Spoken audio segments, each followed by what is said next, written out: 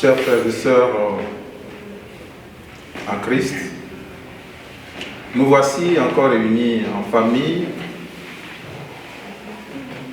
francophone, et nous avons ce soir le privilège, l'honneur et surtout la grâce d'accueillir parmi nous un grand serviteur de notre Seigneur Jésus-Christ, Monseigneur Sostène, qu'on ne présente plus. Et c'est un grand combattant, un pèlerin du Christ qui voyage à travers le monde, qui a un calendrier chargé. Et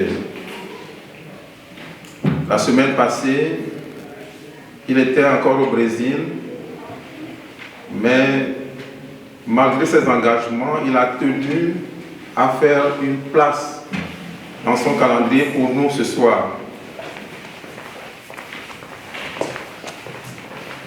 Normalement, des rendez-vous de ce genre, c'est en week-end qu'on l'organise pour rassembler le maximum de la communauté. Mais compte tenu des contraintes,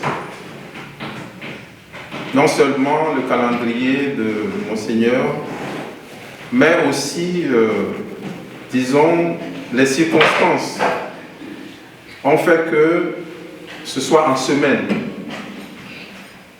que nous nous retrouvions, bien que nous soyons dans un pays que nous connaissons bien avec toutes les difficultés qu'on a pour se donner le temps pour le Seigneur.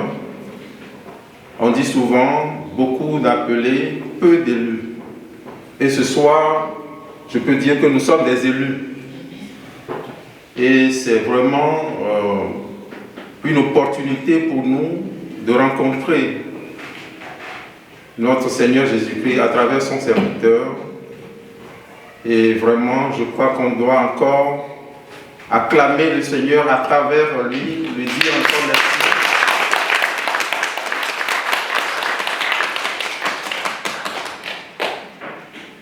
Ce n'est pas tous les jours qu'on a un évêque au milieu de nous pour nous bénir. Et ce soir, j'en suis sûr, nous ne repartirons pas les mains vides.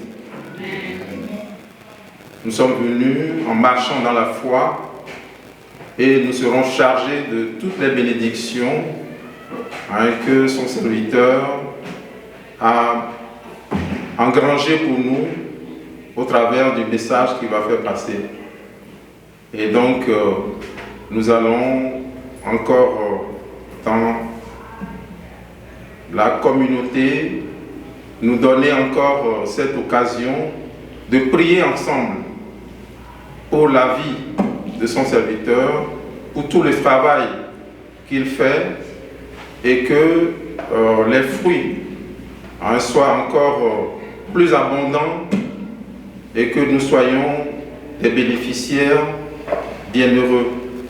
Et nous allons demander à notre maman Marie de nous accompagner dans ce processus. Nous allons la prier. Je vous salue Marie, pleine de grâce. Le Seigneur est avec vous. Vous êtes bénie entre toutes les femmes, et Jésus, le fruit de vos entrailles, est béni. Sainte Marie, Mère de Dieu, priez pour nous pauvres pécheurs, maintenant et à l'heure de notre mort. Amen. À cet instant, je voudrais en votre nom inviter Monseigneur à venir nous dire juste un petit mot avant son temps d'enseignement.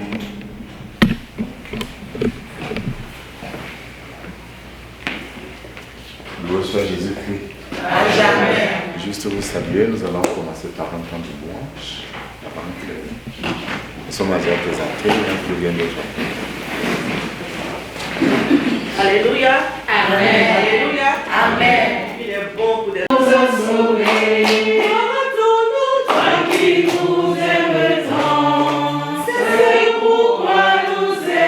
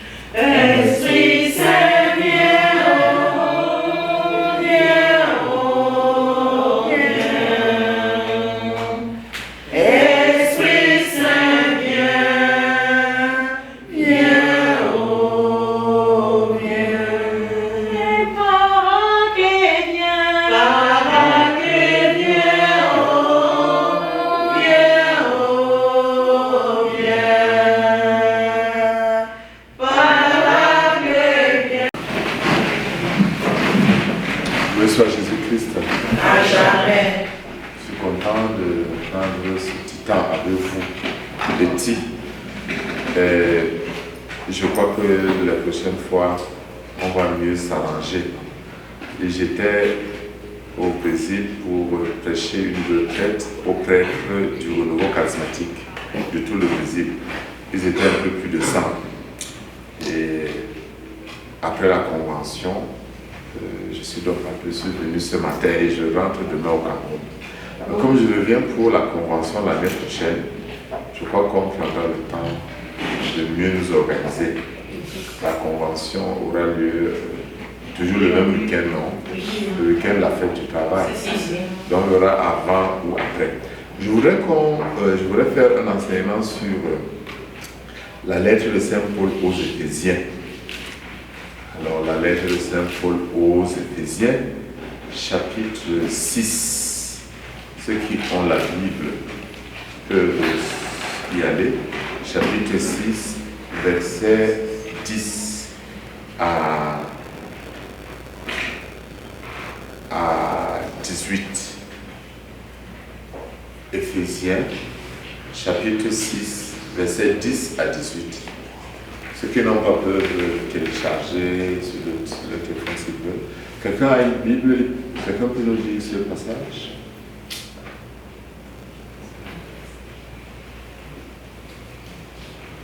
On n'a pas de Bible, c'est grave. Si vous avez la Bible. On est tous francophones.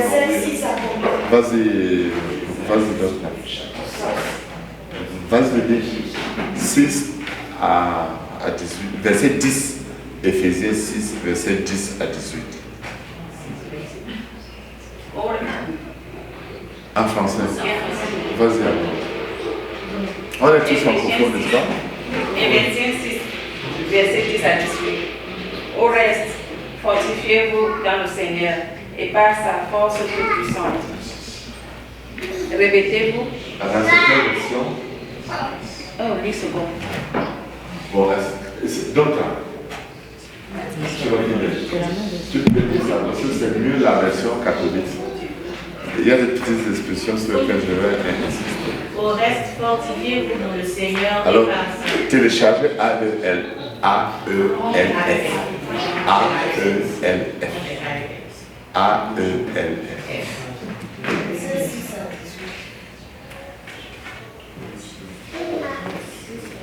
Quel est bon celui-là?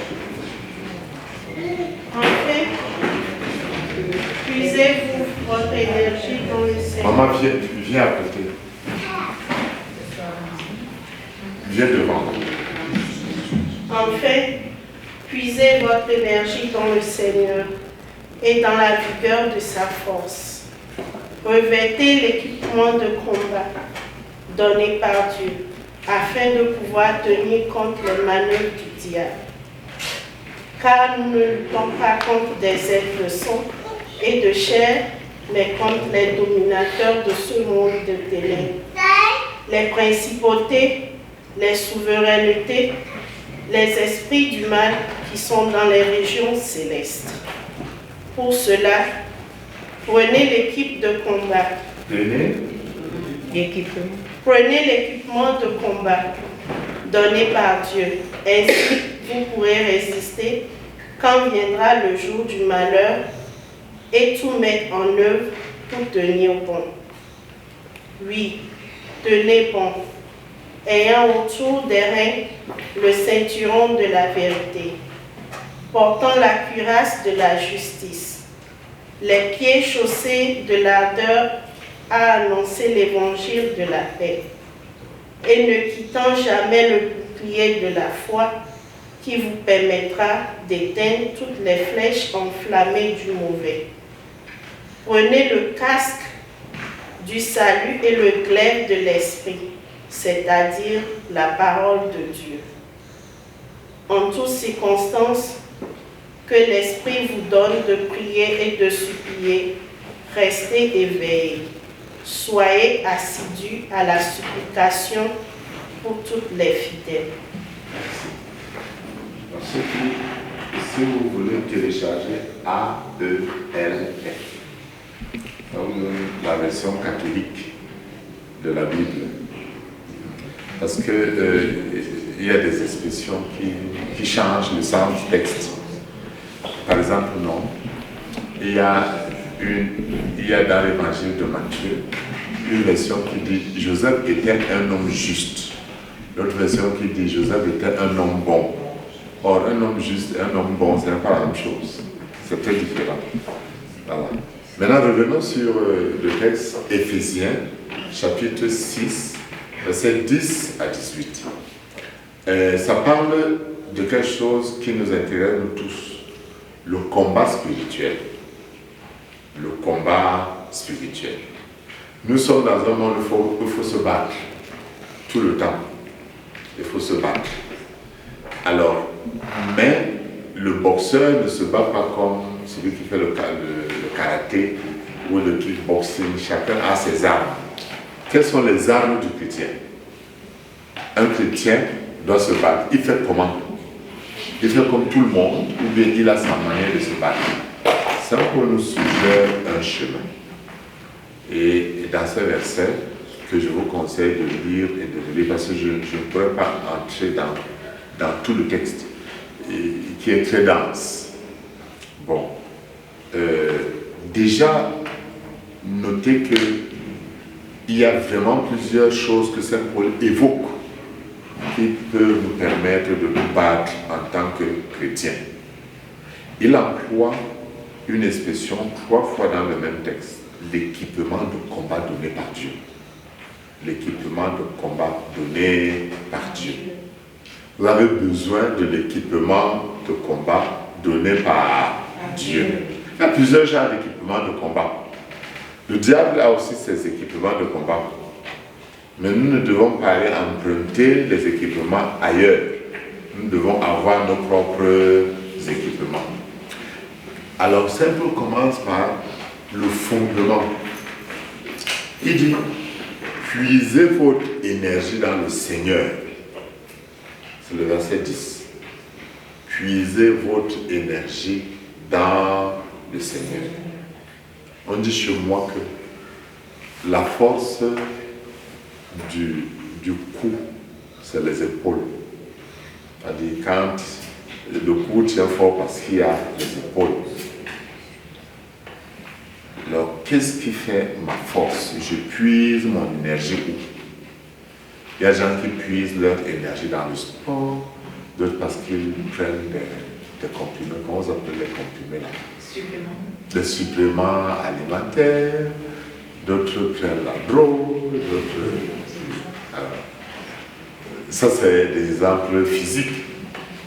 Mais sur le plan spirituel, Saint Paul nous dit puisez votre énergie dans le Seigneur pour tenir. Alors, la question c'est comment? Il continue. Revêtez l'équipement de combat donné par Dieu afin de pouvoir tenir contre les manœuvres du diable. L'équipement de combat. Revêtez l'équipement. Alors, il y a plusieurs genres d'équipements spirituels même. Il y a ce qu'on appelle les savons spirituels. Je ne sais pas si ça c'est si chaud. Les huiles spirituelles. Il y a les parfums spirituels. Il y a l'encens. Il y a plein de choses que les gens emploient. Mais est-ce que c'est de ça qu'il s'agit? Qu'est-ce que Saint Paul dit? Et là, c'est très important. Nous ne luttons pas contre des êtres de sang ou de chair. Donc, nous ne luttons pas contre des gens que nous voyons là. C'est plus compliqué que ça. Il dit, mais nous luttons contre les dominateurs de ce monde, des ténèbres, que nous ne voyons même pas. Il dit, nous luttons contre les principautés, les souverainetés, les esprits du mal qui sont dans les régions célestes. Donc, nous ne pouvons pas lutter contre ces dominateurs, ces puissances des ténèbres avec des armes qui ne correspondent pas à ce genre de combat. Quand vous voyez des combats qui sont inégaux, quelqu'un qui a le fusil, l'autre a le missile ou le drone, le combat est très déséquilibré. Alors, il en est de même entre nous et ces puissances. Alors, ces puissances, parfois, nous ne connaissons même pas ce que c'est. Je vais donner un exemple. Il y a des femmes qui rêvent, des hommes qui viennent, des êtres, pas seulement des hommes, qui viennent les embêter la nuit. Alors, parfois, ça prend même un visage humain. Parfois, tu peux même connaître le visage. Parfois, ça peut être ton papa, ta maman, etc. Et il y en a qui se focalisent sur ce qu'ils ont vu. Or, le diable peut prendre n'importe quel visage. Donc, il faut pas se focaliser sur la personne. C'est des esprits. Donc, il faut changer complètement de cadre de combat. Vous avez des combats dans vos lieux de service. Gens qui peuvent être dans les sectes, gens qui peuvent aller faire des pratiques.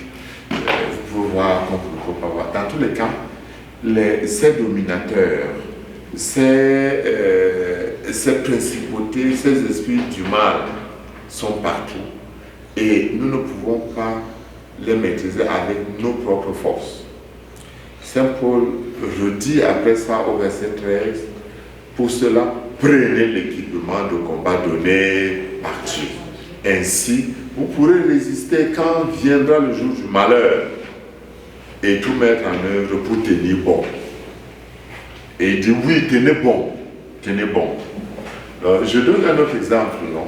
C'est les maladies. Les maladies viennent de plein de choses. Parfois, je parle comme si j'étais au Cameroun. Parfois, on peut lancer les maladies là.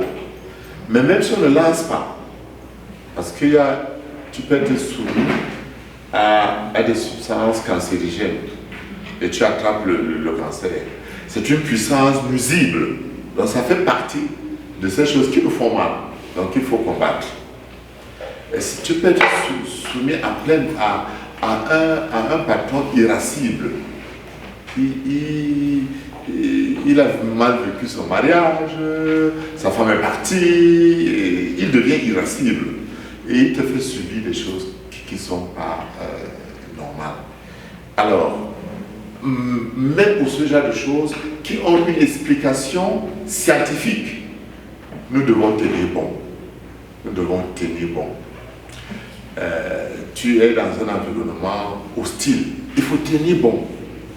Et nous avons besoin de puiser notre énergie dans le Seigneur. Alors je voudrais noter quelque chose. Ça ne veut pas dire que je renonce à ma responsabilité. Par exemple, vous avez des enfants, c'est votre responsabilité de gronder les enfants. De décider que avant 12 ans, mon enfant n'a pas le téléphone, même si tous ses camarades ont le... Ça, c'est votre responsabilité. Mais maintenant, il y a des choses que vous ne pouvez pas comprendre ni maîtriser. Vous avez besoin d'une lumière qui est au-delà de la lumière normale. Vous avez besoin d'autres ressources. Il y a des décisions qu'il faut prendre. Des décisions importantes et vous ne savez quelle décision prendre. Il faut une autre lumière, il faut une autre force. C'est là où nous puisons notre énergie, notre force, notre grâce dans le Seigneur qui nous permet d'aller plus loin. Je continue. Et Saint Paul dit les pieds chaussés de l'ardeur à annoncer l'évangile de la paix. C'est-à-dire quand on est témoin de Jésus, Jésus nous protège. Bon, je n'insiste pas sur tout, parce que je vais insister sur un verset vers la fin. Et il dit donc, c'est le verset sur lequel je vais insister, je vais revenir sur ça. Et ne quittant jamais le bouclier de la foi, qui vous permettra d'éteindre toutes les flèches enflammées du mauvais. Tenez le casque du salut et la glaive de l'esprit, c'est-à-dire la parole de Dieu. Et le verset 18, en toutes circonstances, c'est-à-dire pour tout, que l'esprit vous donne de prier, de supplier. Restez éveillés, soyez assidus à la supplication pour tous les fidèles. Ne priez pas seulement pour vous. Mais je vais revenir sur un verset, le verset 16. Ne quittant jamais le bouclier de la foi qui vous permettra d'éteindre toutes les flèches enflammées du mauvais. Les flèches enflammées il dit bien toutes les flèches. Quand j'étais en 5e, je n'ai jamais oublié ça. Notre professeur insistait sur les types d'ensemble. Il dit quand on dit tous les éléments de l'ensemble A sont strictement inférieurs à. Ça veut dire tous les éléments, il n'y a même pas un seul.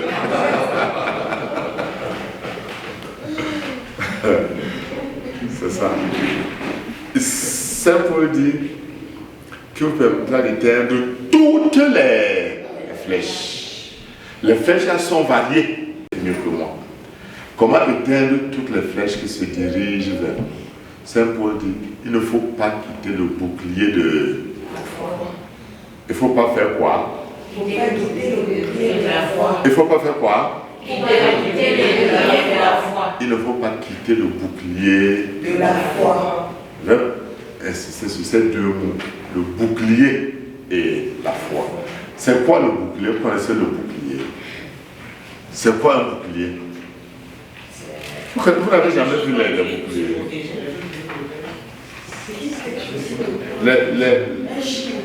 Les échilles, voilà. Vous êtes échilles. L'anglais, vous êtes ça dit shield, bouclier, c'est la même chose. Quand je dis c'est quoi un bouclier, je me dis, it's a shield. Je vais demander, what's a shield? Alors c'est un morceau de, parfois c'est le fer, parfois c'était même avant même des peaux de bête qu'on employait, et que quelqu'un qui combat porte sur une main et a l'épée sur l'autre. Quand on lance des flèches, aussi vous avez vu Captain America. Vous avez vu Captain America, non? Il a un genre de truc comme ça, on lance tout, il bloque avec ça. Voilà. C'est ça qu'on appelle bouclier. Mais le terme, vous le connaissez sans savoir que vous le connaissez. Le terme employé ici est un terme de la même famille que paraclet. Le paraclet, c'est le bouclier. Donc, c'est ce qui protège. Et vous savez qui a le même nom que le paraclet, non? C'est l'Esprit Saint. Donc, en réalité, Saint Paul nous montre un chemin d'une importance capitale. Ce n'est pas le savon spirituel qui nous protège. Ce n'est pas l'huile spirituelle qui nous protège. Qui nous protège, c'est l'Esprit Saint. C'est l'Esprit Saint. C'est lui qui est notre bouclier. Nous comprenons, non? Donc il ne faut pas quitter sous l'ombrage, sous l'ombre de l'Esprit Saint, qui est la force active de Dieu. Voilà. Parlons de l'Esprit Saint. L'Esprit Saint est juste pour prendre l'exemple de la Vierge Marie, pour montrer comment l'Esprit Saint a agi. Quand Marie demande à l'ange, comment cela va-t-il se passer que je reçois? L'ange lui dit, l'Esprit Saint, termine alors. L'Esprit Saint fera quoi? Il viendra sur toi. L'ombre du Très-Haut te couvrira. C'est ça qui fait que Marie conçoive. Quand l'Esprit Saint est venu sur elle. Et Saint Augustin dit, écoutez très bien, Saint Augustin dit, on ne devient vraiment chrétien que quand on comprend dans le fond de son cœur que le même Esprit Saint qui a fécondé Jésus dans le sein de Marie est le même Esprit Saint que nous avons reçu au baptême. Et que le même Esprit qui descendait sur les apôtres au jour de la Pentecôte, c'est le même Esprit qui descend sur nous dans toutes les célébrations sacramentelles. Le même Esprit Saint, ce n'est pas deux types, le même Esprit qui descendu sur Marie a donné vie à Jésus. C'est le même Esprit Saint que nous avons reçu au baptême. Et c'est lui qui a cette puissance, qui est la force active du Christ. La force de féconder le Christ, la force de donner la vie à l'Église, la transformation que les apôtres ont subie le jour de la Pentecôte, c'est grâce à l'Esprit Saint. Et c'est le même esprit. Mais pourquoi il n'agit pas? Amen. Voilà pourquoi notre terme vient nous aider. Le bouclier de la foi. C'est quoi la foi? Qui sait? Vous avez fait la catéchèse. qui n'a pas fait la catéchèse lève.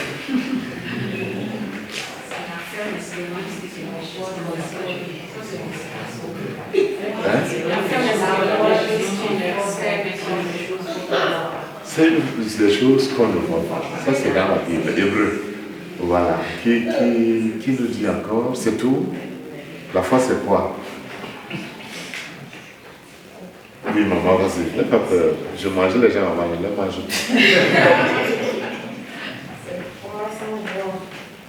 C'est croire sans voir. Voilà. Ah, vous êtes des philosophes. Moi, je suis né au village. Oui, alors je vais vous aider à mieux comprendre ce que c'est. Est-ce que vous avez entendu dans la Bible qu'il y a un homme qui a la foi?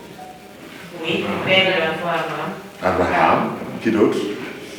Il y a le seul qui a la foi dans toute la Bible. La Vierge Marie. La Vierge Marie. Marie-Madeleine, lorsqu'elle... Marie-Madeleine. Job. Merveilleux. Alors, si c'est le côté fort, c'est le côté fort. Il y a la dame qui a dit qu'on donne aux petits chiens. Oui, la femme syrophénicienne. La femme syrophénicienne qui a accepté même de manger les miettes qui tombent par terre. Le centurion romain. Hein? Le centurion romain qui envoie ses... Le centurion romain qui dit seulement une parole. Je ne suis pas dit que tu viennes chez moi. Voilà. Zaché qui est descendu de... Voilà. Et le vêtement du Christ, je touche seulement son habit, je serai guéri. Voilà. Alors, maintenant, il y a une différence entre ce qu'on appelle la foi objective et la foi subjective. C'est quoi la foi objective? C'est l'objet de la foi. C'est ce que nous proclamons dans le credo. Je crois en Dieu, le Père Tout-Puissant, en son Fils Jésus, en l'Esprit Saint, je crois. C'est ça l'objet. On peut, tout le monde sait ce que c'est. Maintenant, la foi a une dimension subjective. C'est l'acte de croire. C'est-à-dire que, quand je dis que je crois, ça veut dire quoi exactement? Ça veut dire, je vous aide, ça veut dire que je fais comme Abraham. Donc, je fais comme Abraham, je fais comme Job, je fais comme Joseph, l'époux de Marie, je fais comme, qui encore? Le centurion romain. Comme le centurion romain, c'est ça, quoi. Je fais comme la femme syro-phénicienne. Commençons par Abraham. En quoi pouvons-nous, qu'est-ce qu'on peut identifier dans la vie d'Abraham? On dit, ça c'est quoi dans la vie d'Abraham? Qu'est-ce qu'Abraham, qu'il y a de spécial dans la vie d'Abraham? Il a pris son fils unique. Alors Dieu lui dit, offre-moi ton fils, il accepte. Mais avant ça, commençons par le début. Il dit va. Il dit va. Est-ce qu'il lui dit là où il doit aller? Non. Mais il lui dit va. Qu'est-ce qu'Abraham fait? Il part. Il part. Tu es Camerounais? Ah oui, ça c'est des discussions de Cameroun. Dieu lui dit va, il part. Voilà. Mais pourquoi il part? Pourquoi il fait ça? Quand Dieu lui dit offre-moi ton fils, il prend son fils, il va aller offrir. En route, Dieu lui demande, son fils lui demande, papa, je vois tout ce qu'il faut. Où est le bélier? Qu'est-ce qu'il répond à son fils? Dieu, pourquoi Abraham dit ça? C'est la foi que Dieu va faire quelque chose. Quittons le terme foi. Il croit. Ça veut dire quoi croire? C'est ça que je cherche. Oui, ça c'est la même chose. Il y a un terme plus simple que vous connaissez. Il a ce qu'on appelle, il fait confiance. Confiance. Donc la première chose, quand je dis que je crois, je dis Seigneur, je te fais Confiance. Seigneur, je te fais Confiance. Donc le premier arme, la première arme, autant pour moi, pour nous les chrétiens, pour lutter contre les forces des ténèbres, c'est de faire confiance. Ça veut dire quoi faire confiance? Faire confiance veut dire que je peux me lever, ferme les yeux et ferme les yeux. Voilà. Vous voyez qui marche. Est-ce que c'est là où il marche? Mais il marche pourquoi? Parce que quelqu'un le tient par la main. N'ouvre pas les yeux. Écoutez un bon chant, tu n'ouvres pas les yeux.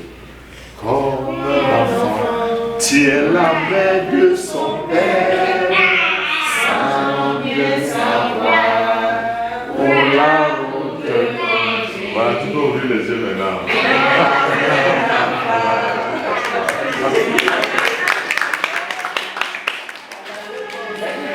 Alors, est-ce que je peux me laisser conduire par Dieu sans savoir là où la route conduit? Abraham savait-il là où la route conduisait? Mais il marchait. Il avait une seule certitude, papa me tient la main. Mais ce n'est pas évident. Quand nous parlons là maintenant, tout le monde est d'accord. Mais quand les choses deviennent difficiles, vous connaissez les sirènes. Les sirènes qui viennent dire, comme les amis de Job lui disaient, que renonce à ton histoire là. N'est-ce pas? Quand une femme cherche un enfant, on lui dit, mais crois en Dieu. Les amis viennent lui disent, c'est vrai, mais Dieu a dit que... est-ce qu'une femme peut rester comme ça? Sors aussi, non, tu vois. Les sirènes commencent à te dire, lâche la main de Dieu, débrouille-toi. Voilà. Quand les choses deviennent compliquées, ce n'est plus évident. Quand la maladie persiste, quand c'est un petit palu, ça va. Mais quand tu ne sais pas, tu as vu tous les docteurs, tu commences à te poser. Alors entre le plus gros ennemi de la foi, c'est le doute. Ce n'est pas le rejet de Dieu. Ce n'est pas le rejet de Dieu, mais le doute. Quand Jésus dit à Saint-Pierre, Pierre, sinon c'était Jésus, c'est ainsi, c'est toi, fais comme moi si je marche sur l'eau. Pierre commence à marcher. Quand le vent le frappe, les vagues le frappent, l'eau le frappe, il prend peur. Il commence à s'enfoncer. Il crie, Jésus le relève. Jésus lui dit, pourquoi as-tu douté? Pourquoi as-tu douté? Tu ne m'as plus fait confiance. On comprend cette arme, non? L'arme de la confiance. L'arme de la confiance va de pair avec l'arme de l'obéissance. Donc Dieu dit à Abraham, va, il part. Mais l'obéissance est complexe aussi. Mais pour que vous compreniez très bien ce qu'on appelle l'obéissance, je vous donne un autre témoin. Il s'appelle Saint Joseph. Saint Joseph, il est fiancé à Marie. Et Marie, selon la tradition, lui dit, je suis vierge, c'est bien. Après qu'un jour, elle vient lui dire, je suis plus vierge. Qu'est-ce qui s'est passé? Un ange est venu, m'a dit... Et c'est un vrai combat spirituel que Joseph a. Et Dieu lui apparaît en songe. Mais si vous lisez le texte, c'est dans l'évangile selon Saint Matthieu. Il est très beau. Le texte commence par ceci. Or, Joseph était un homme juste. Alors, Joseph est un homme juste. C'est quoi un homme juste? La justice dans la Bible ne veut pas dire la droiture. Non. Ça veut dire une guitare. Tu joues la guitare, après les notes se gardent, tu ajustes la guitare. Un homme juste, c'est un homme qui s'ajuste à la volonté de Dieu. Donc l'obéissance divine. L'obéissance dans la Bible signifie s'ajuster à la volonté de Dieu. Se mettre au même diapason que Dieu. Donc nous sommes comme ça. Dieu dit, mets-toi au même diapason. Je suis juste, je m'ajuste à la volonté de Dieu. C'est une grâce de nous ajuster. Joseph a raison. C'est pas qu'il a tort. Il a raison de répudier Marie. La loi lui donne raison, la tradition. Mais Dieu lui dit non, ce n'est pas ce que moi je veux.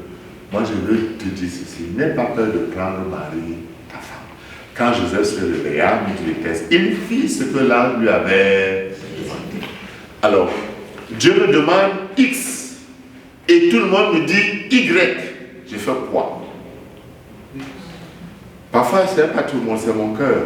Quand on connaît plus en Côte d'Ivoire qu'au Cameroun, disait, un cœur me dit monte. Et l'autre cœur me dit descend. Un cœur me dit monte. Et l'autre cœur me dit descend. Je fais quoi? Le petit cœur de Dieu, quand tu l'écoutes, tu ne diras plus, pourtant le cœur me disait bien que. Vous avez déjà dit ça un jour? Moi, je n'avais jamais dit ça. Que pourtant mon cœur me disait bien que. Et j'ai fait le contraire. Mais mon cœur me disait bien que. Dieu parle à ce petit cœur-là. Il veut qu'on s'ajuste à sa volonté, même si elle est conveniente.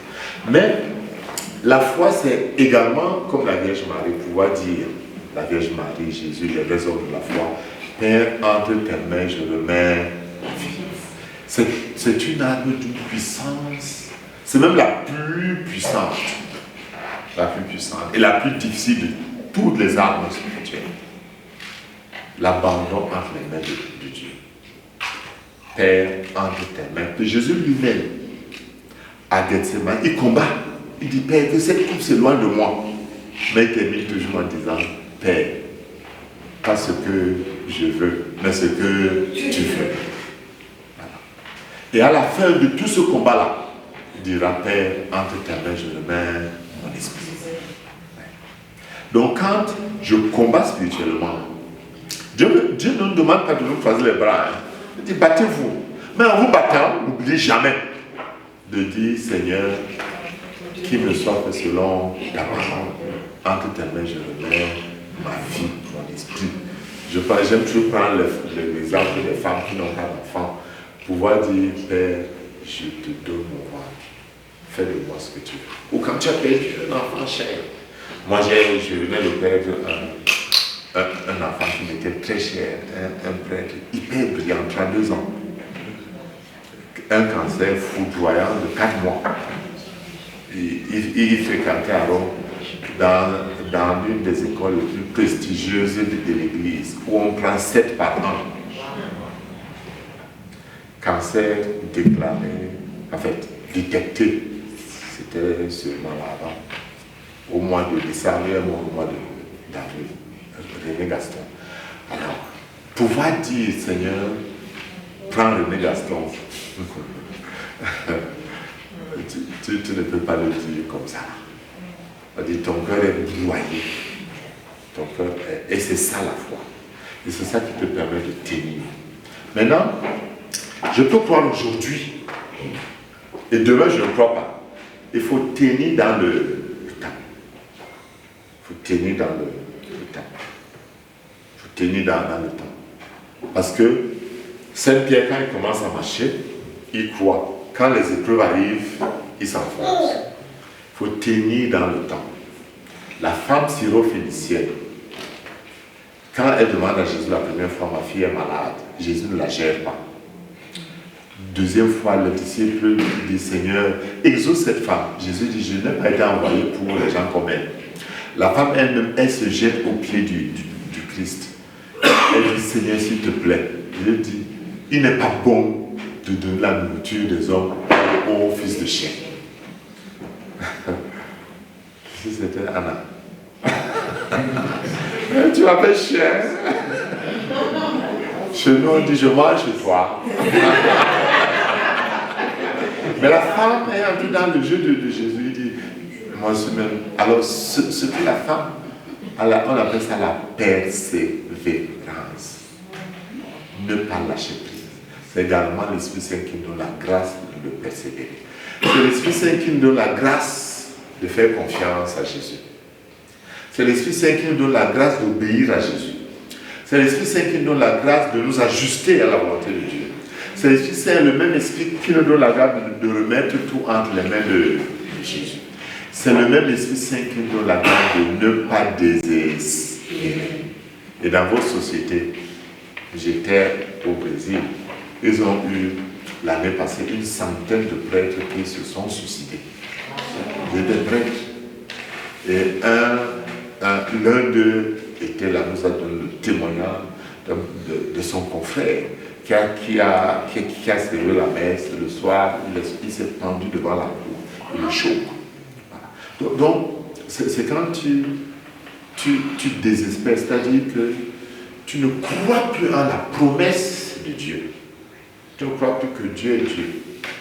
Tu es dans une voie sans issue. Mais l'Esprit Saint nous donne de croire qu'avec Dieu, il n'y a pas de voie sans issue. Il trouvera toujours une issue. Parfois ça vient aujourd'hui, parfois ça vient demain. Les hommes retardent. Les hommes retardent le plan de Dieu, c'est vrai. Mais il n'y a que moi seul qui peut l'abolir.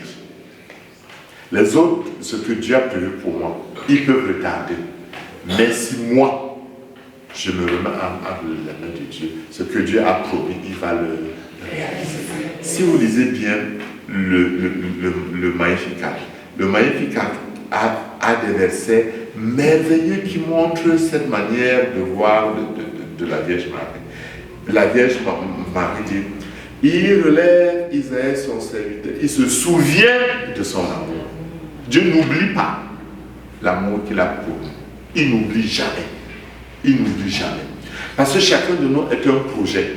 Donc persévérer signifie se rappeler tout le temps que Dieu ne peut pas. Je vais vous raconter une mauvaise histoire. Et j'ai ma nièce là. Elle va se fâcher, mais ce n'est pas grave.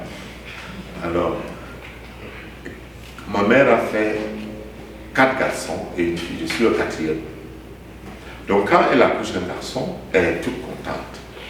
Elle accouche encore un garçon. Elle accouche encore un garçon. Quand elle me conçoit, qu'est-ce qu'elle demande à Dieu? Une fille. C'était pas moi. Elle voulait une fille. Donc, et quand je suis né, elle a pleuré. Elle a pleuré. Elle avait demandé une fille avec toute sa force. Dieu lui a donné un garçon. Mais Dieu lui voulait quoi? Est-ce que Dieu voulait une fille? Dieu voulait un garçon. Dans ma tribu, on ne donne pas le nom des femmes aux hommes. On m'a donné le nom de ma grand-mère.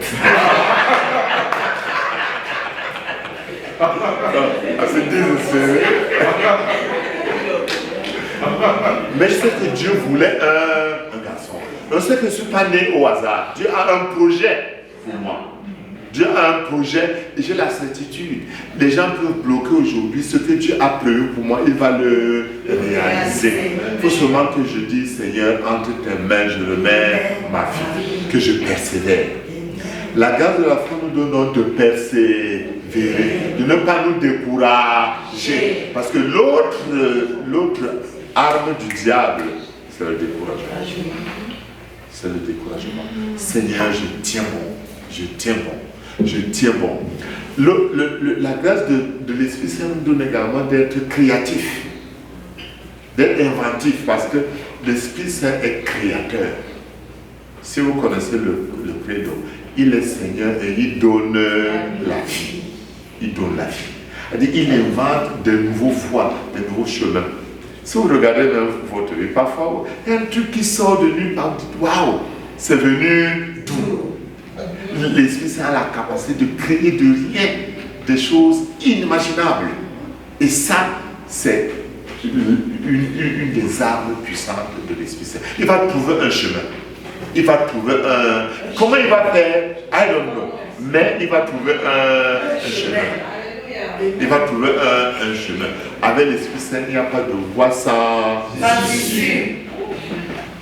L'Esprit, la foi, en fait de compte, je termine par là, pour ne pas trop durer parce que nous allons pas en temps. La foi, c'est en fin de compte quelque chose de bizarre. Vous connaissez le commandement, le premier commandement. Vous connaissez le premier commandement, le plus grand de tous les commandements. Hein? Tu aimeras le Seigneur, ton Dieu, plus que tout. Voilà. C'est quoi aimer Dieu? Est-ce qu'on peut imposer l'amour? Madame Bakinde, on peut t'imposer d'aimer ton mari.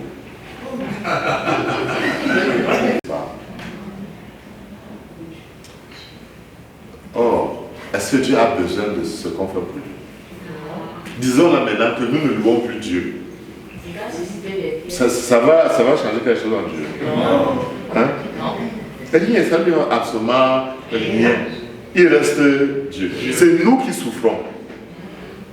C'est nous qui souffrons. Donc, il faut bien comprendre la grâce que l'Esprit Saint dépose dans notre cœur de l'amour de Dieu. Vous connaissez la chanson. L'amour de Dieu est versé dans nos cœurs par l'Esprit Saint qui nous est donné, joie et lumière en nos vies. Donc l'Esprit Saint versé dans nos cœurs nous apporte une joie et une lumière qui nous pousse à désirer la lumière. Quand vous avez vu la lumière, vous n'aimez plus les ténèbres. L'Esprit Saint nous apporte la grâce d'aimer Dieu. Et aimer Dieu, c'est l'amour qu'elle a pour cet enfant qu'elle porte là. L'enfant là ne lui donne absolument rien, mais elle l'aime. Mais quand même, l'enfant lui donne quelque chose. Moi, il y a une chose que j'aime chez les enfants. L'autre jour, je baptisais 2 enfants. Et une qui avait 6, 7 mois comme ça. Et une était une fille et l'autre garçon. La fille criait comme tout. Quand je lui ai versé l'eau, alors c'était la catastrophe. Mais à la fin de la cérémonie, je me suis passé comme ça, j'ai demandé une photo. Et la maman est venue avec l'enfant, elle t'a demandé, j'ai fait les mains comme ça. Elle a accepté que je la porte. Et quand je l'ai portée, j'avais une croix qui était un peu comme ça, elle a pris ma croix, après elle a commencé à me caresser. Il n'y a pas plus grande joie que ça. Et c'est ce que Dieu nous demande. L'amour de Dieu que l'Esprit dépose dans mon cœur, qui est le cœur de la foi, c'est que Seigneur, je laisse que tu me portes. Je suis content que tu me portes. C'est ça le commandement de l'amour. Le commandement de l'amour ne signifie pas faire des choses pour Dieu. Il n'a pas besoin de ça. Ce que Dieu veut, c'est que quand il te tend les mains, que tu te laisses porter. Quand tu es malade, qu'il veut te donner les médicaments, que tu acceptes de boire les médicaments. C'est ça que vous voulez de vos enfants, non? Que quand il est malade, qu'il accepte. Vous dites, l'enfant ici accepte de boire les médicaments. Et vous êtes content de ça. Alors que ce n'est même pas pour vous, c'est pour l'enfant même. Mais la joie de Dieu, n'est-ce pas, nous remplissons Dieu de joie quand l'Esprit nous a convaincu de nous laisser porter par Dieu. D'être heureux d'être enfant de Dieu. Et de transmettre maintenant cet amour chez les autres. Parce que l'arme là se termine par là. Si vous avez bien lu, le dernier verset parle de la prière pour les saints, pour les autres.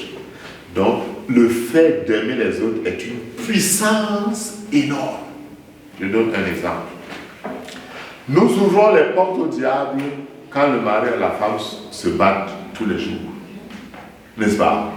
Mais quand le mari et la femme sont comme ça, le diable cherche des pigeonnettes partout.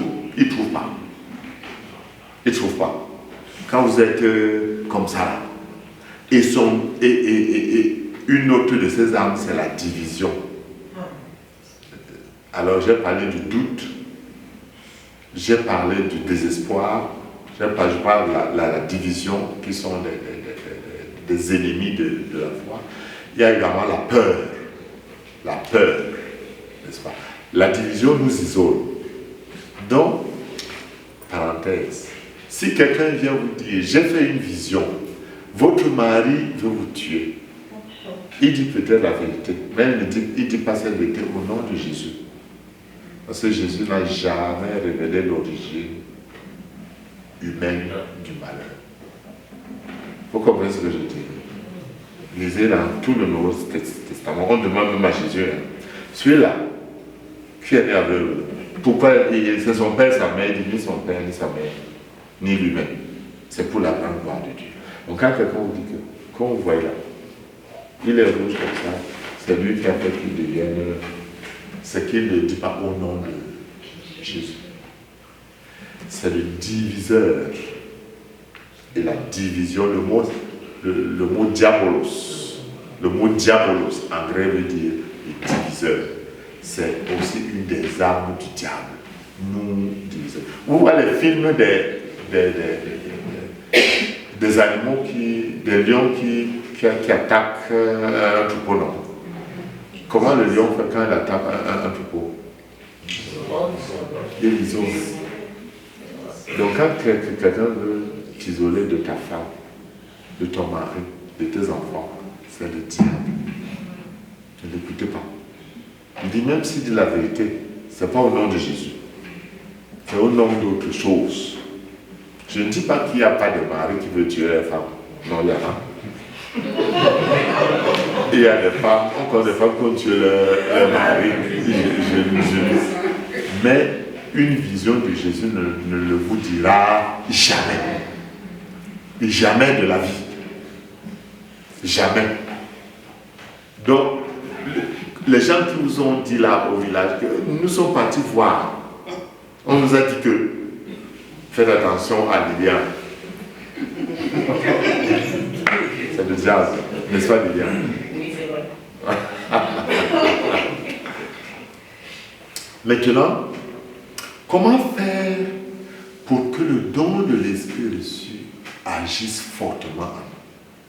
Comment faire pour que nous ayons la grâce de la confiance en Jésus, la grâce de l'obéissance en Jésus, la grâce de remettre la nôtre vie entre nous?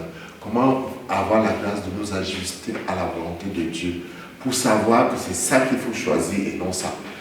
Comment faire pour avoir l'Esprit Saint qui nous donne la grâce de tenir bon, d'être créatif? Comment faire pour que l'Esprit Saint nous donne la grâce de nous laisser porter par Jésus, de marcher comme il a marché tout à l'heure? Or, nous avons eu l'Esprit Saint au baptême. Alors, moi je suis né au village. Au village, il n'y avait pas de gaz. On fait le feu avec les morceaux de bois. Le matin, quand il vient, il y a la cendre partout. Mais il y a les charbons encore ardents en bas. Il faut enlever la cendre. L'Esprit Saint ne meurt jamais. C'est Jésus qui est mort sur la croix et l'Esprit Saint lui non. Donc comme il est là dans notre pays, il est là. C'est une marque indélébile. Mais parfois il est couvert par nos doutes, par nos peurs, par nos présomptions, par nos péchés. Et il ne peut pas enflammer notre vie. Alors comment faire? Il faut souffler pour enlever la cendre. Et après mettre des débris pour que le feu continue à... Comment faire pour souffler pour enlever la cendre? Enlever la cendre est une chose très facile, mais en même temps très difficile. On appelle ça le désir de Dieu. Pour que l'esprit soit rallumé en nous, nous devons vivre constamment sur le désir de Dieu. Connaissez le psaume 62 qui dit: Dieu, tu es mon Dieu, je te cherche de l'aube. Mon âme a soif de toi. C'est la soif de Dieu. Quel est mon désir? Quelle est la plus grande soif que j'ai? C'est d'avoir l'argent. C'est d'être guéri. C'est de voir mes enfants grandir bien. Tout ça c'est bon. Mais c'est secondaire. Ce qui va être au premier rang, c'est la soif de Dieu. Le psaume 26, au verset 4, dit ceci: j'ai demandé une chose au Seigneur, la seule que je cherche, c'est habiter la maison du Seigneur tous les jours de ma vie. J'ai demandé combien de choses au Seigneur? Une seule chose. Et laquelle? La maison du Seigneur tous les jours de ma vie. Mais ça signifie que je quitte ma maison et je vais habiter ici? Non. Ça signifie le contraire. Ça signifie que mon cœur devient le temple de l'Esprit Saint. Est-ce que ça signifie? J'ai demandé une chose au Seigneur, que mon cœur devienne le temple de l'Esprit Saint. Que Dieu habite mon cœur. Quand sa lumière habite mon cœur, il devient donc maintenant le paraclet. Vous comprenez? Quand la lumière, la force agissante en Dieu n'est pas extérieure. Voyez non, c'est pas le savon. C'est pas le savon, c'est pas l'huile. C'est pas ça. La force là, c'est une radiation qui vient de l'intérieur. Quand mon cœur est devenu temple de l'Esprit Saint, alors j'ai le bouclier. Je ne quitterai plus jamais, vous vous rappelez, ne quittant jamais le bouclier. C'est tous les jours de ma vie que je désire ne jamais quitter le bouclier. Alors ça commence par le désir, et le désir ne finit jamais. Le désir, tu ne peux pas dire que j'ai fini de désirer. Non, ce que tu désires, tu le désires tous les jours. Donc quand vous vous réveillez le matin, moi que je vous dis ce que je fais, quand je me réveille le matin, avant de descendre même pour aller faire pipi, me brosser les dents, me laver pour aller à la prière, je dis d'abord dans mon cœur, j'ai plusieurs prières, je les change, mais toutes ces prières tournent autour de ça. Seigneur, je te cherche dès cet instant. Habite mon cœur par ta présence. Comme une biche cherche de l'eau vive, ainsi mon âme te cherche, toi mon Dieu. Je désire que tu habites mon cœur ce matin. Ce que je te demande encore ce jour, Seigneur, c'est que tu remplisses mon cœur de ta présence, le désir de Dieu. Maintenant, le désir se nourrit maintenant de la prière, de la lecture de la Bible, des sacrements, des œuvres de charité, beaucoup de choses. Mais le point de départ, sur lequel on ne parle pas trop, parce qu'on ne le voit pas. Je ne peux pas voir que tu désires Dieu. Je ne peux pas voir que tu as soif de Dieu. Il n'y a que deux personnes qui savent que tu as soif de Dieu. Toi, tu es lui. Personne ne le sait. Mais quand vous dormez, votre cœur, qu'est-ce qui habite votre cœur quand vous dormez? Quand vous réveillez le matin, qu'est-ce qui habite votre cœur? Au réveil, voilà pourquoi le psaume 62 dit, Dieu, tu es mon Dieu, je te cherche dès l'aube. Et quand j'ouvre les yeux, la première chose que je fais, Seigneur, je te cherche. Le psaume 42 dit la même chose. Comme une biche désire de l'eau vive, ainsi mon âme te cherche, toi mon Dieu. Elle a soif de toi. Quand viendrai-je et verrai-je ta face. Donc, que soit et quand vous désirez cela, vous ajoutez maintenant ce que je viens de dire. Votre cœur devient maintenant habité par l'Esprit Saint qui devient votre paraclet. Voilà. Amen. And the Lord is good all the time. Les enfants disent, the Lord is good all the time. And all the time. All the time. Dieu est souverain. Mais il a mis une limite à sa puissance. La liberté de l'homme. Et je peux te prouver que tu es libre. Et très simplement, je l'ai dit tout à l'heure, si tu restes tranquille, tu sais qu'il y a des moments où un cœur te disait monte et l'autre cœur te disait descends. Et que c'est toi qui as décidé de descendre. Tu es très conscient que c'est toi qui as. Et tu dis que j'aurais bien pu plutôt. Et Dieu a laissé à l'homme ce qu'on appelle le libre arbitre. Et c'est ça tout le problème. Deuxième chose, et c'est aussi très simplement, moi Dieu m'aime d'un amour inimaginable. Sauf qu'il t'aime aussi d'un amour inimaginable. Donc nous sommes frères. Donc normalement, si je crois en Dieu, je dois aussi savoir que tu es mon frère. Je ne peux pas être dans une maison où je dis papa, mets-le dehors que je reste seul.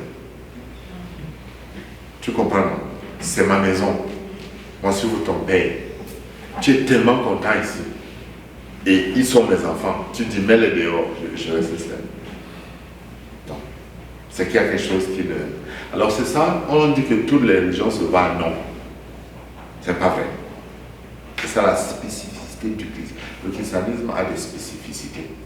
L'une des spécificités du christianisme, ce n'est pas la plus importante, mais l'une des spécificités, c'est qu'il y a un lien co-naturel entre l'amour de Dieu et l'amour des frères.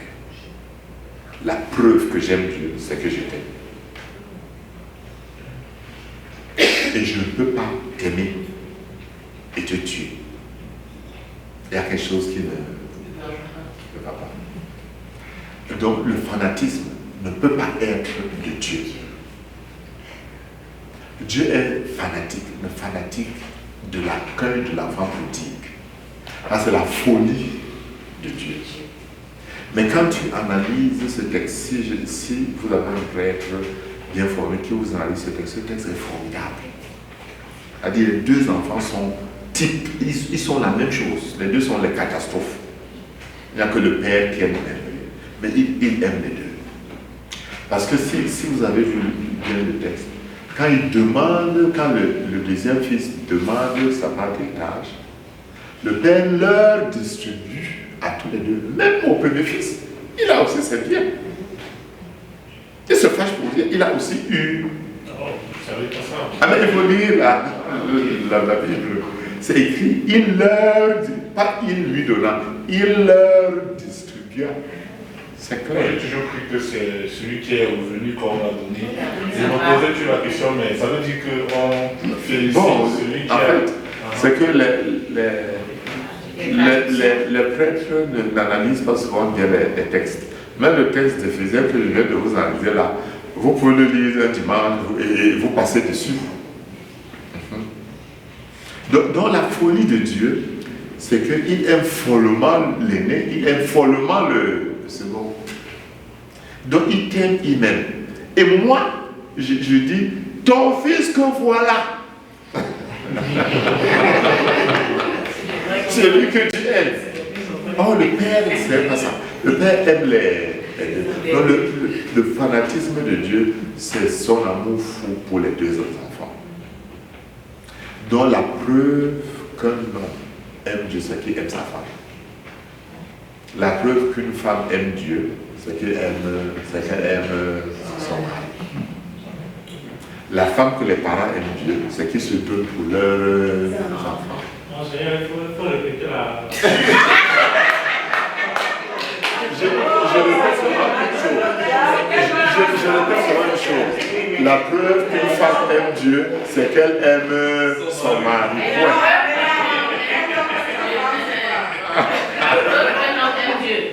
La preuve qu'un homme aime Dieu, au Cameroun, je dis, c'est quand l'homme là achète le pain pour la journée mondiale.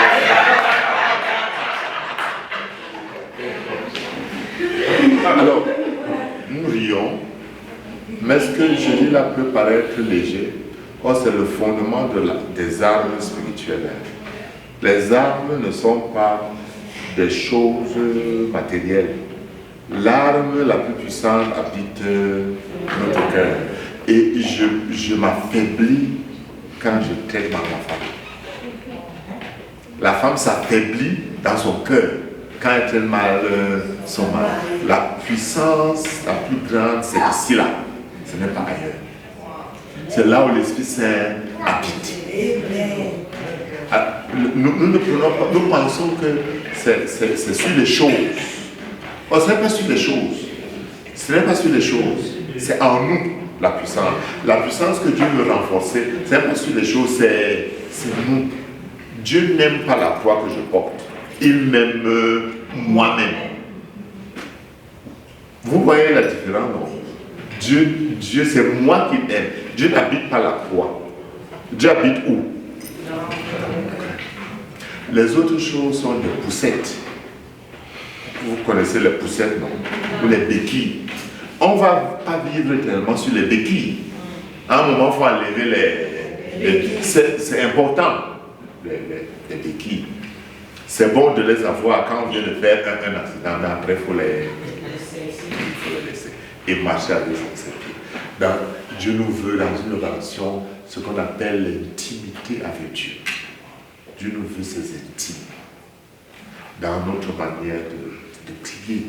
Il y a des gens qui prient extérieurement, parfois pour se faire voir, parfois pour ceci, pour cela. Je ne dis pas qu'il ne faut pas prier dehors, mais quand Jésus disait, quand tu veux prier, entre dans ton cœur ferme, entre dans ta chambre ferme. Il ne parlait pas de chambre en réalité, il parlait du cœur. Entre dans ton cœur. Et tu peux donc être au marché, tu peux être dans l'avion, dans le train, tu peux être dans un bar. tu peux être dans une boîte de nuit, tu t'assieds, tu entres dans ton cœur, tu fermes, tu commences à appuyer. Tu comprends mon frère? C'est ça l'intimité. Ça peut se vivre n'importe où. Il n'y a pas de statut. Ce n'est pas les prêtres seuls qui sont des intimes de Dieu. Ce n'est pas n'importe qui peut devenir intime de Dieu. Une dernière question. Oui, vas-y. On dit au Cameroun que les Togolais aiment trop poser des questions.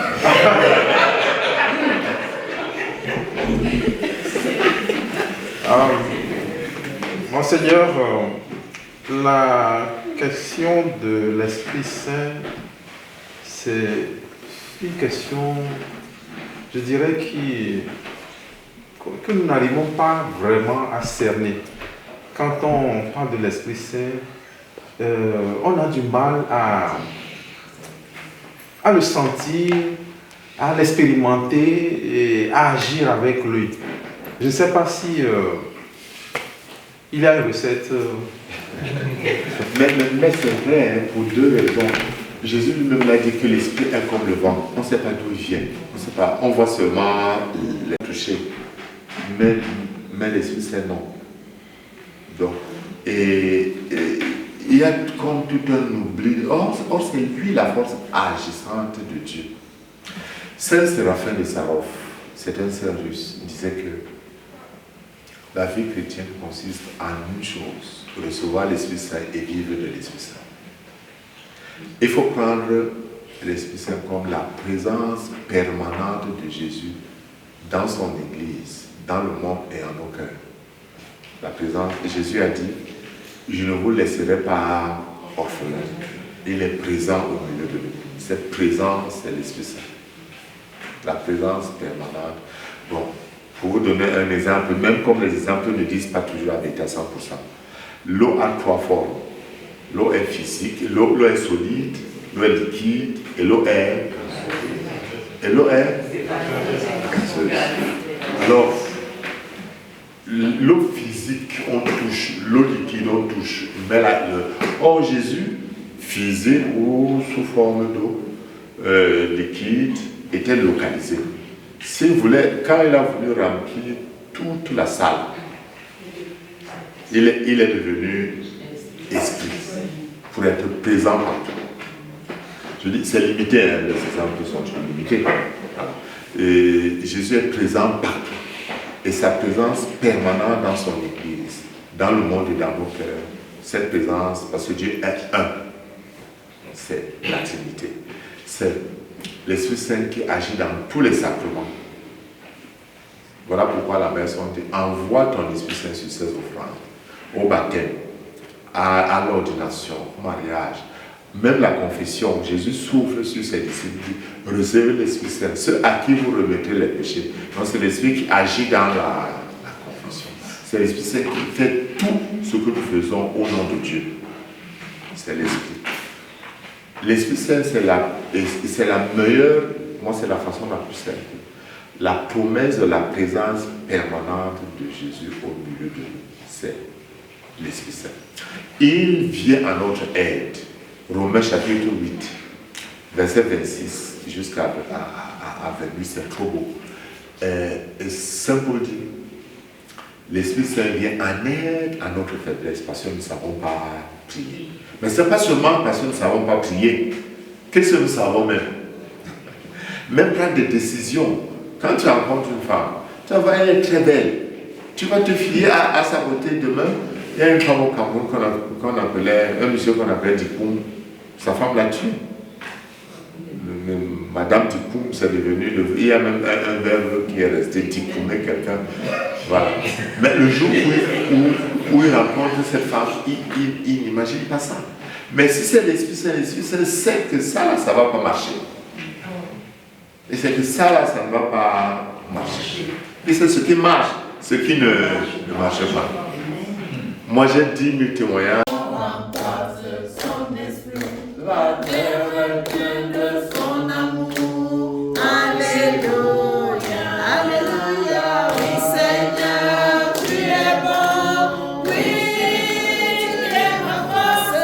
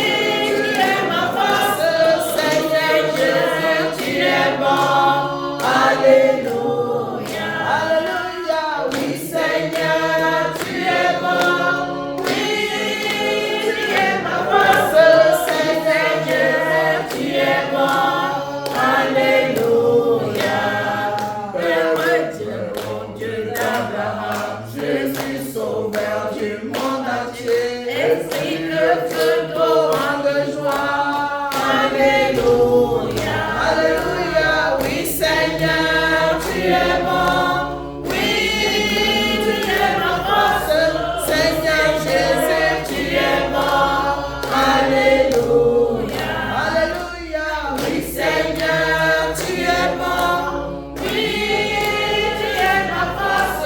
Oui, Seigneur, tu es bon. Alléluia. Merci, Seigneur, Dieu d'abraham. Merci Seigneur pour ton esprit et pour ta grâce dans nos cœurs. Merci pour nos vies purifiées. Alléluia. Alléluia. Oui, Seigneur, tu es bon. Oui, tu es ma force. Seigneur Jésus, tu es bon. Alléluia. Alléluia. Oui, Seigneur, tu es bon. Oui, tu es ma force. Seigneur Jésus, tu es bon. Alléluia. Oui Seigneur, tu es bon et tu es notre force. Ce soir, tu es venu pour nous partager sur les arbres que tu veux nous donner. Oui Seigneur, tu es beau. Tu es au milieu de nous comme tu l'as promis. Oui Seigneur, tu es bon, tu sais nous tenir par la main pour nous conduire. Oui Seigneur, tu es bon, tu sais comment marcher devant nous. Pour que nous ne tombions pas, tu sais comment nous protéger, comment nous entourer de ta sainte lumière. Oui Seigneur, tu es bon. Que ton nom soit magnifié et chanté. Gloire et louange à toi Seigneur Jésus.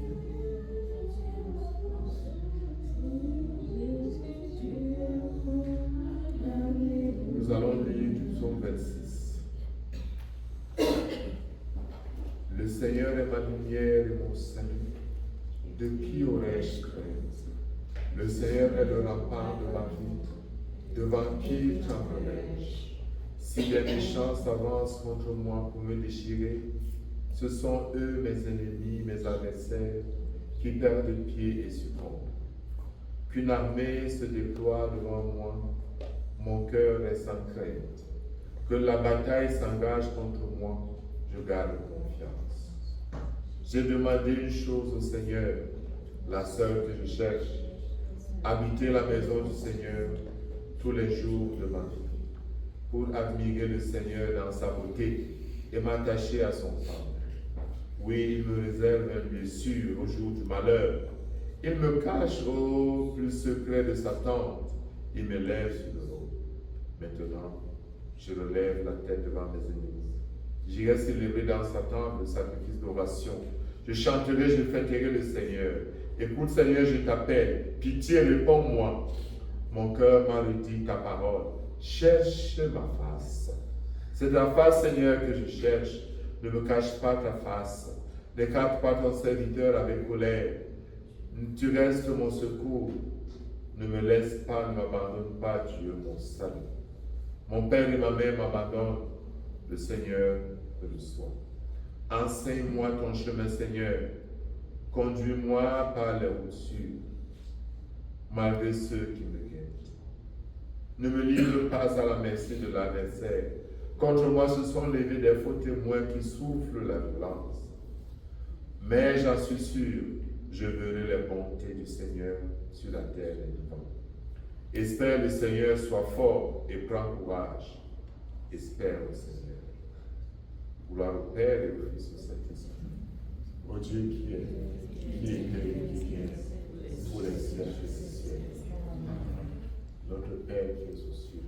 Que ton nom soit sanctifié, que ton règne vienne, que ta volonté soit faite sur la terre comme au ciel. Donne-nous aujourd'hui notre pain de ce jour. Pardonne-nous nos offenses, comme nous pardonnons aussi à ceux qui nous ont offensés. Et ne nous laisse pas dans la tentation, mais délivre-nous du mal. Car c'est à toi qu'appartiennent le règne, la puissance et la gloire pour les siècles des siècles. Amen. Je vous salue, Marie. Pleine de grâce, le Seigneur est avec vous. Vous êtes bénie entre toutes les femmes, et Jésus, le fruit de vos entrailles, est béni. Sainte Marie, Mère de Dieu, Priez pour nos pauvres pécheurs, maintenant et à l'heure de notre mort. Amen. Gloire soit au Père et au Fils et au Saint-Esprit. Comme il était au commencement, maintenant et toujours, et dans tous les siècles des siècles. Amen.